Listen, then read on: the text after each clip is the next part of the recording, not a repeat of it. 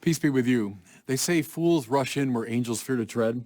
Well, I'm going to rush in today to some stormy waters by looking at what really was the central issue of the Protestant Reformation, the divide between Protestants and Catholics around this issue of faith and works or faith and the law.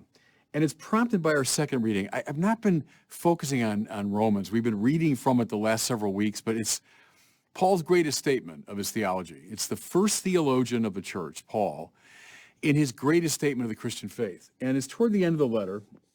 We're in Romans chapter 13, and here's what he says. Brothers and sisters, owe nothing to anyone except to love one another. For the one who loves another has fulfilled the law. The one who loves another has fulfilled the law. Now, let's go back to the beginning of the Protestant Reformation when Martin Luther famously says what he discovered in Paul and in texts like Romans and Galatians and Ephesians and others is it seems that we're justified or saved, set right, not by works of the law, but by faith. So Luther says by grace through faith, and he intensifies it by saying gratia sola, fide sola, by grace alone. By faith alone we're saved and not by the works of the law. So how come at the end of Romans, the same Paul who said that toward the beginning of Romans, here talks about love as the fulfillment of the law? Well, again, I'm wading into these stormy waters. We've been debating this for 500 years. I have under no illusion that in 12 minutes I'm going to solve this problem. But let me say this now, speaking as a Catholic theologian. Yes, we can find those texts in Paul, indeed, that seem to indicate, we're justified by faith and by grace alone, not by works. However, in the same St. Paul, we find texts such as this one today. We find a text such as, if you have faith enough to move the mountains, but have not love, you're nothing. Well, I don't know about you. To me, that doesn't sound like I'm justified by faith alone. I mean, Paul sings the praises of faith, but I have faith enough to move the mountains, but have not love, I'm nothing. The same Paul talks about working out our salvation with fear and trembling. Well, you'd wonder on purely Protestant grounds, if you've been justified by grace through faith, you've accepted the Lord as your Savior, well, what do you have to work out? And why would you do so with fear and trembling? Wouldn't you have complete, utter confidence that you're saved? Think, too, of a text like Matthew 25. Go outside of St. Paul. When the judge at the end of time separates the sheep from the goats, the basis of the separation is not, some had faith and others didn't. Rather, whatsoever you did to the least of my brothers, you did to me. It seems as though something like love is the criterion rather than faith. Now, my point here is not to undermine those texts where Paul talks about the primacy of faith, but it is to complicate the matter, is to say the witness of the New Testament is richly complex. How would I get at it? I think something like this. We're justified apart from the works of the law. What does Paul mean by the law? Well, now, Paul's a Jew. He's trained in the great Israelite tradition. He was trained at the feet of Gamaliel. He would have known all about the complexities of Jewish law. He would have known all about temple worship. What Aquinas calls the ceremonial and juridical precepts of the law. Think here of again, temple sacrifice, of priests, and of dietary laws, and all of the particularities by which Israelite life is defined in terms of clothing and diet and worship and so on. None of that saves us. How come? Not because it's bad in itself, but because now it's been caught up into Christ. All of that is now seen as an anticipation of what happened through the cross of Jesus. So we're not saved by those works of the law because Christ in his dying and rising has taken all that up into himself. Read now the letter to the Hebrews for all the details on that point. So it seems to me that's clear in Paul, that he means we're not saved by those works. But how about the moral law of Israel?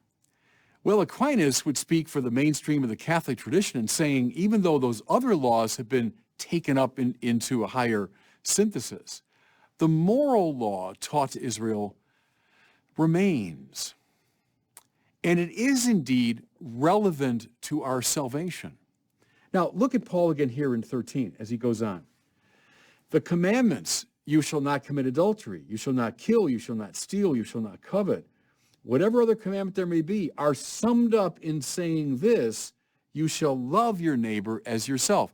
Notice, please, he's not talking about the ceremonial, dietary, juridical precepts of ancient Israel. We know those are not relevant now to our salvation. But he's talking indeed about the moral law,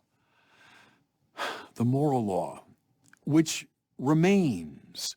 It remains in place. What he's saying here is all of that moral law is summed up in the great commandment to love. Now, let's go back to another Pauline text that Catholic theology has insisted upon. Paul, in fact, never says that we are justified by faith alone. In fact, you want to find the only time that's mentioned in the New Testament is the letter of James, and it's explicitly condemned. What does Paul, in fact, say? What matters, he says, is faith expressing itself in love. What matters is faith expressing itself in love. It seems to me that's the best summary of the complexity of Paul's position. Now, let me put some more meat on the bones. A Protestant might say, well, look, aren't you defending some kind of Pelagianism here, that we're justified by our works, that it's because of our heroic works that we're saved? No. There's no salvation apart from Christ. There's no salvation apart from his grace. I can't earn my way into the love of Christ. Rather, that love expressed in the cross and the resurrection, that grace is offered to me as a free gift. It's only by moving into the space of that grace that I can be saved. So no Catholic defends that I can be justified apart from faith. No. The Council of Trent says that faith is the beginning and root of all justification. I can't be justified apart from Christ. But now, once drawn into the power of Christ, I have through faith opened the door, invited Christ into my life. Now, his life is not extrinsic to me. And this again would be a Catholic critique of some forms of Protestantism. That justification remains extrinsic to me. It's a mere forensic declaration of righteousness, not a real righteousness. An imputed righteousness. It's as though I'm saved. The Catholic tradition, following, I think, the complexity of Paul, has insisted, no, justification now, through my cooperation, works its way into the whole of my life. Again, the Council of Trent says, justification that begins through faith increases through one's cooperation with grace. Paul says, it's no longer I who live. It's Christ who lives in me. Now see, that's the whole picture right there, everybody. That's the whole picture. It's no longer I, this old self, predicated upon self-protection and upon hatred and upon violence. And that old self has been put away by grace, accepted in faith. It's no longer I who live, but Christ who truly lives in me. What does that look like? Love. It looks like love. It expresses itself as love. The commandments, don't commit adultery, don't kill, don't steal, don't covet, all of it is summed up by saying, you shall love your neighbor as yourself. Okay, you say, well, all right, aren't we back to Pelagianism? Like, it's by love that we're saved. Love, and if you follow me, I've taught this for years. Love is not a feeling. It's not just a benevolence, not just a sentiment. To love is to will the good of the other as other. Can you do that apart from grace? I think the answer is no. Go back to the ancient moral philosophers. They talk about, decency and magnanimity and generosity, that sort of thing. But willing the good of the other as other,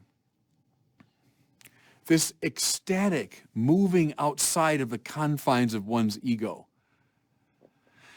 yes, even to the point of death, you don't find that in the ancient moral philosophers. What makes real love possible? Grace. It's only when I, through faith, open the door to Christ and allow him to begin living in me that I begin to live according to his mind. Remember, Paul says, may that same mind be in you that was in Christ Jesus. I begin to will with his will. I begin to move and act and react according to him. This is not just Christ as moral exemplar. It's Christ living in me. This has happened not by my accomplishment, but by grace accepted in faith. To that degree, Luther's right.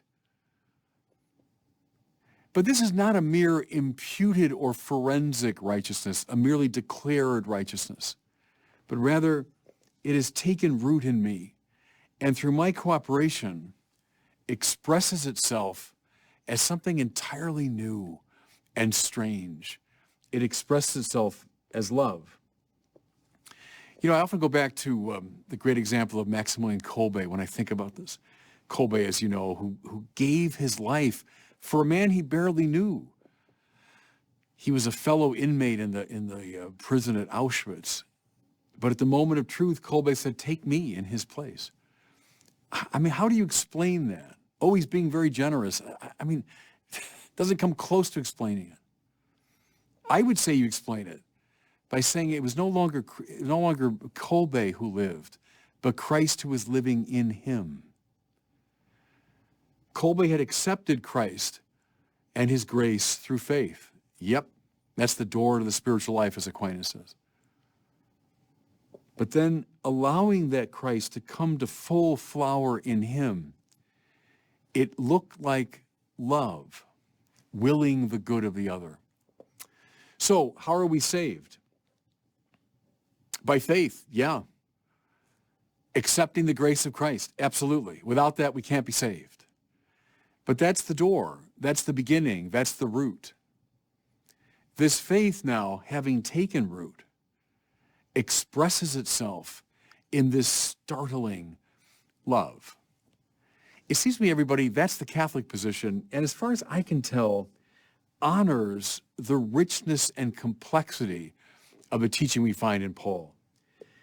Take a look during these summer weeks. Read through Paul to the Romans, and perhaps with this very issue in mind, and notice the rich complexity of his thought. And God bless you.